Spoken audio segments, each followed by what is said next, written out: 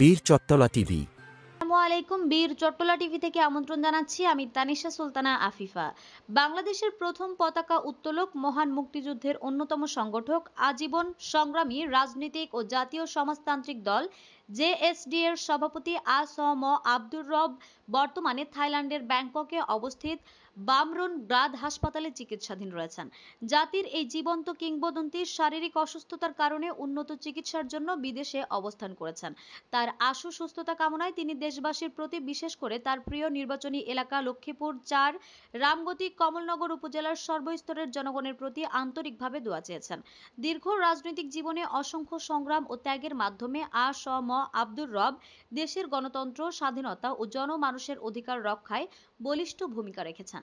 তার সুস্থতা জাতীয় রাজনীতির জন্য এক গুরুত্বপূর্ণ প্রয়োজন বলে মনে করেন অনেক রাজনৈতিক বিশ্লেষক।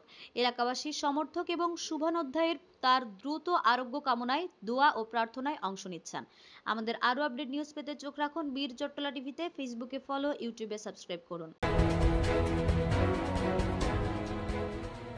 বীর চট্টলা টিভি।